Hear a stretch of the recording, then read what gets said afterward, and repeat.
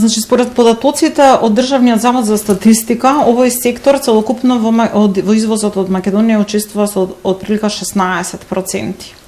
Додека пак во бруто домашниот производ влијае со 4%. Што тоа би значило, можете да видите од овие бројки кои што се навистина значајни. Да не ги споменам тука и бројот на вработени. Значи, овој сектор севкупно вработува од прилика 2500 вработени директно, а индиректно би биле засегнати околу 10.000 вработени, затоа земајќи во предвид сите добавувачи на оваа индустрија, сите оние кои што се во дневна соработка со металопреработувачката индустрија. Така да, прашањето е многу сериозно и даваме се од себе да може да се ублажат овие мерки.